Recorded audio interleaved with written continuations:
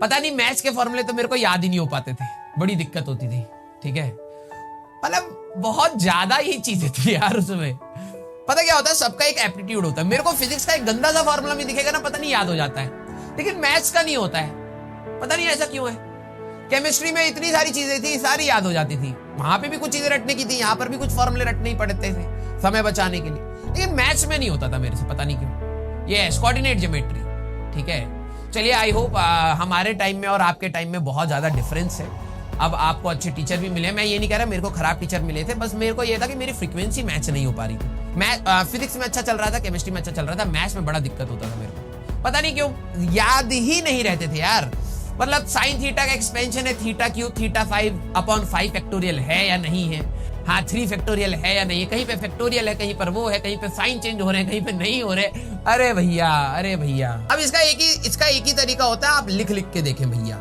अगर आप कलम नहीं चला रहे, मैं क्या करता था ना, जैसे चंपक पढ़ते थे, ठीक है, वैसे मैथ्स की किताब की रीडिंग करता था कि फॉर्मूले याद हो जाएंगे मेरे को। ठीक है, अगर आप लिख कर नहीं देख रहे भैया अपने फॉर्मूलेस को, अपनी सारी चीजों को, आपके दिमाग में रिटेन नहीं होने वाला। तो मैं आप सभी लोगों को यही बात बोलूंगा कि भैया मैथ्स के लिए जो बच्चे अपने को वीक समझते हैं, एक तो उसमें यार कोई फिक्स तरीका भी नहीं होता है, कुछ ना कुछ नया चलता रहता है। ठीक है, अभी तक x को साइन थीटा लेके चल रहे थे तो बच्चे कह रहे हाँ ये तो समझ आ गया, अचानक अगले क्वेश्चन में x को e की पावर x लेने लग जाते हैं, पता नहीं क्यों यार। हाँ, तो वो होता है, लेकिन थोड़ा थोड़ा सा इंक्लाइन रहिएगा टीचर के साथ, सचिन सर के साथ, और कोशिश करते रहिएगा। सारे ही टीचर बेस्ट होते हैं, बस बात यह है कि जब आप सिंक्रोनाइज हो जाए, जो भी वो काम दे रहे हैं अगर आप उसको करने लग जाए, पहले स्टार्टिंग में टाइम लगता है, लेकिन जैसे जैसे आप उसको करने लग जाएंगे तो धीरे धीरे सिंक्रोनाइजेशन हो जाएगा। दिक्कत ये भी है ना मैथ्स में, ठीक है, कि अगर मान लो x स्क्वायर है, अब उसको 3/2 कर देंगे, इसका रूट ले लेंगे, प्लस कुछ कर,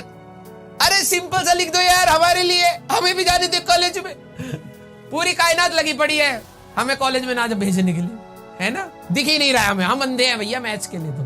ठीक है, बड़ी खतरनाक सब्जेक्ट है भैया। अब कई बच्चे जिनकी मैथ्स अच्छी होती है ना, वो कहते हैं ऐसा कैसे हो सकता है कि मैथ्स किसी को समझना है। अरे भाई तुम्हें आ रही है, हमें नहीं आ रही है। ठीक है, जैसे फिजिक्स में भी लेंथी क्वेश्चन देख के इरिटेशन होती है, लेकिन मैथ्स के लेंथी क्वेश्चन अगर आ जाए भैया सांस रुक जाती है। क्या सिग्मा लगा रखा है, क्या x की पावर 1/n रूट के अंदर ये वो फलाना ठिकाना।